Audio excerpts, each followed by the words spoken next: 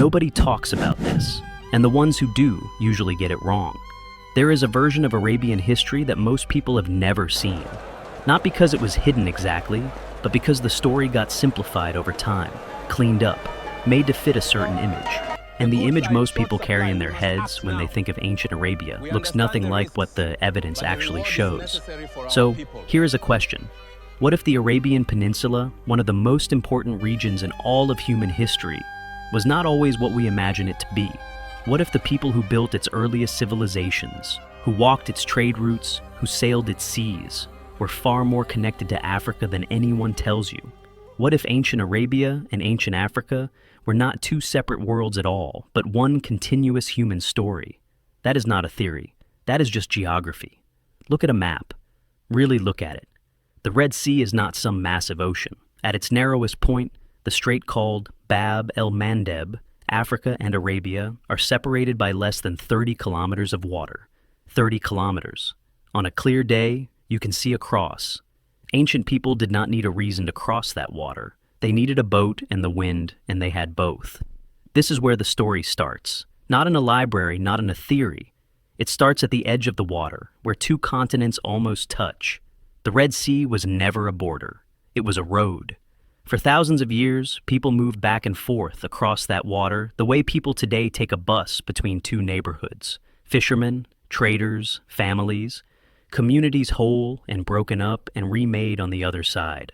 The Horn of Africa, which is modern-day Ethiopia, Eritrea, Djibouti, and Somalia, sits directly across from the southwestern tip of the Arabian Peninsula, which is modern-day Yemen. These two places share more than proximity. They share blood, language roots, ancient memory, and stone. When archaeologists dig in Yemen and dig in Ethiopia, they find the same pottery, the same burial styles, the same agricultural techniques, the same cattle bones, the same religious symbols carved into rock faces thousands of years apart from each other, but almost identical in form. This is not coincidence. This is contact. This is people living in relationship with each other across a narrow strip of water for so long that they started to build the same world on both sides. The ancient kingdom of Axum in northern Ethiopia was not a distant neighbor to Arabia. It was, for a period of history, the same political and cultural world. Axumite traders crossed the Red Sea regularly. Axumite rulers collected tribute from communities on the Arabian coast. The architecture of ancient Yemen, the stone towers and mountain temples, shares design language with structures built in the Ethiopian highlands. Some historians spend their careers arguing about which came first, and the honest answer is that the question might not even make sense. These were not separate civilizations trading occasionally. They were one extended civilization living on two coasts. The Sabian kingdom is a good example of exactly this. Sheba is where the Queen of Sheba comes from. That story is in the Bible, the Quran, and Ethiopian oral tradition. But Sheba, as a political reality, existed in both Yemen and the Horn of Africa at the same time. Sabaean inscriptions, written in the Old South Arabian script, have been found in Ethiopia. Sabaean temples have been excavated in the Ethiopian highlands. The language ancient Ethiopians eventually developed, Ge'ez, carries heavy influence from the Old South Arabian tongues. You cannot explain any of that without constant human movement across the Red Sea over very long stretches of time. Now, here is where people get uncomfortable, because when we talk about the people of the Horn of Africa in ancient times, we are talking about people who looked unmistakably African, dark skin, African features. And when we talk about the people of ancient Yemen and the southern Arabian coast in those same ancient times, we are talking about a population that was not separate from them, not racially distinct, not a different people who happened to trade.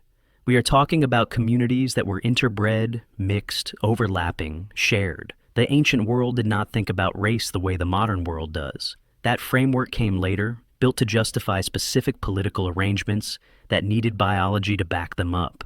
In the ancient world, what mattered was your tribe, your language, your god, your trade relationships. The Cupchitic and Semitic language families both trace back to Northeast Africa.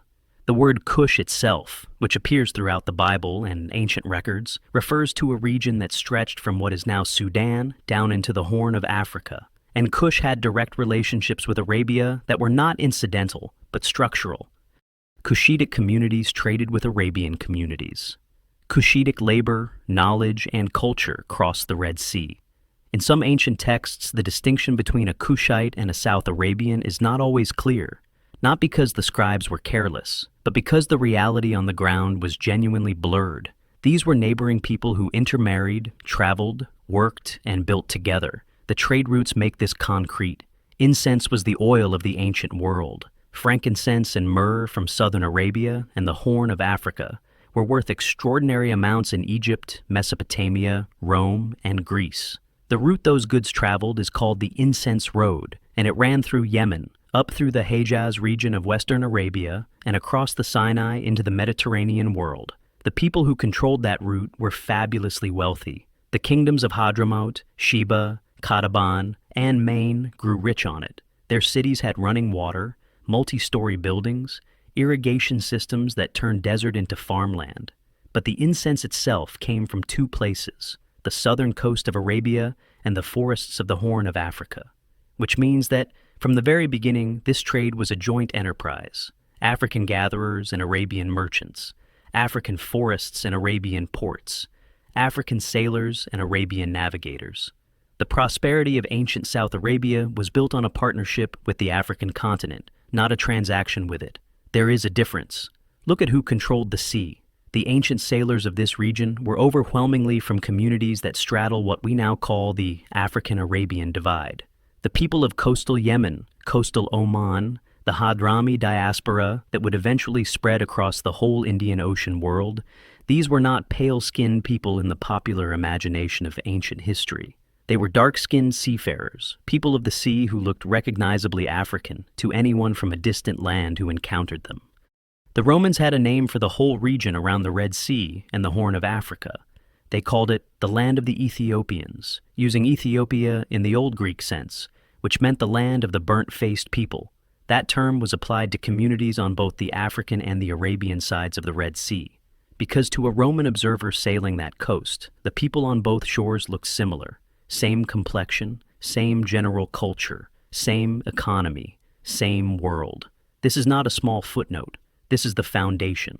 There is a figure in Islamic tradition that most people know, but few people think carefully about. Bilal ibn Rabah, the first person to give the call to prayer in Islam. He was enslaved before his liberation by Abu Bakr. He was a companion of the Prophet, one of the most honored people in the early Muslim community. And Bilal was black. His father was from the Arabian Peninsula. His mother was African, a woman from Abyssinia, which is Ethiopia. His existence was not unusual. He was not exotic. He was a reflection of the Arabian Peninsula's actual demographic reality in the 7th century CE. The early Muslim community in Mecca and Medina included people we would today describe as Black African, not as outsiders or slaves primarily, though slavery existed and was a horror, but as members of Arab tribes, as people whose grandparents and great-grandparents had been on the peninsula for generations. The Arab genealogical tradition, which was incredibly detailed and obsessively maintained, includes clear records of African ancestry in families that considered themselves fully Arab. Black mothers, African grandmothers, mixed lineages that nobody tried to hide because hiding it was not yet a cultural reflex. That cultural reflex came later, and it did not come from within Arabia. It came from empire.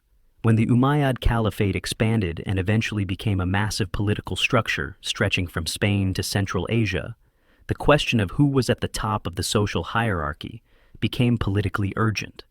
The Umayyads were Syrian Arabs, and their empire absorbed huge numbers of non-Arab converts, the Persians, the Byzantines, the Berbers. Managing that complexity required a social hierarchy, and a racial logic crept into the system. Darker skin began to be coded as lower status. The Zanj, which was the Arabic term for East African people, began to appear in texts as a category associated with servitude. This was not ancient Arabian thinking. This was imperial thinking wearing the clothing of tradition. And yet, even through that, the evidence of African-Arabian connection kept leaking out. The Zanj Rebellion, which was one of the largest slave revolts in history, happened in 9th century Iraq. The rebels were East African laborers who had been brought to drain the salt marshes of the Tigris-Euphrates Delta. They held out against the Abbasid Caliphate for over a decade, Their leader claimed descent from Ali ibn Abi Talib. Their rebellion shook one of the most powerful empires on earth. These were not peripheral people. They were central to the economy, to the labor force, to the whole structure of what Arabia had become. Let us go back to Yemen specifically, because Yemen is a place that holds this history more honestly than most. Yemen is the southwestern corner of the Arabian Peninsula. It faces the Horn of Africa directly. Its ancient name in Arabic, Al-Yaman, may derive from a root meaning south or right hand, since if you are facing east in Arabia, south is to your right. But it is also a land that was called Felix Arabia by the Romans, Happy Arabia, because it was green and agricultural and wealthy when most of Arabia was dry and sparse. The people of ancient Yemen were not Arab in the way the term is used today. They spoke Old South Arabian languages that were related to, but distinct from Arabic. They wrote in scripts that looked different from Arabic script. Their culture, their religion, their social structures, all of it reflects deep entanglement with the Horn of Africa. The ancient Yemeni deity Al-Maka, whose temples have been found in both Yemen and Ethiopia, was a moon god worshipped on both sides of the Red Sea. The same God, the same prayers, two shores, one faith.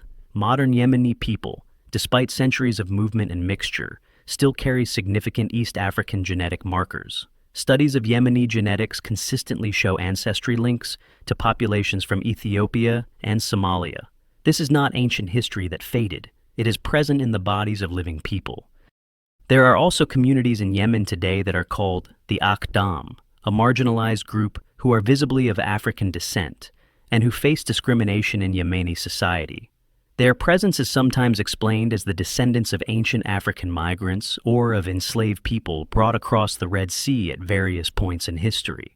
The truth is probably both and more. They are a visible remnant of a population that was once far more evenly distributed across the social spectrum of ancient Yemen before the hierarchies of empire and religion reassigned people to categories. Oman tells a similar story. The coastal communities of Oman, particularly around Muscat and the Dhofar region, have always had strong connections to the East African coast. Omani traders and sailors were the dominant force in the Western Indian Ocean for centuries. They colonized the East African coast, built cities in Zanzibar, controlled trade from Mombasa to Mozambique. That relationship was not purely commercial, it was intimate. Omanis married into African families. African women became the mothers of Omani children, who grew up to be sultans and merchants and sailors. The Omani community today has a significant black Arab population, whose ancestry reflects this centuries-long integration. Zanzibar, before the Omani arrival, was not an empty island, but it was the Omani presence that turned it into one of the most culturally complex places on earth. And the result was a Swahili culture that is East African and Arabian at the same time, not in a confused way, but in a deliberate way that tells you what happens when two worlds spend enough time together. They stop being two worlds. The Hadrami diaspora is another thread. The Hadramaut region of eastern Yemen produced one of the most remarkable migrant communities in history. Hadrami Arabs spread across the Indian Ocean world from at least the medieval period onward. They went to India, to Indonesia, to East Africa, to Malaysia. Everywhere they went, they intermarried.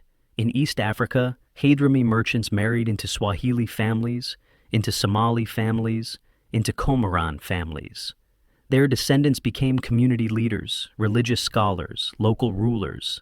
Their features, after enough generations, looked East African.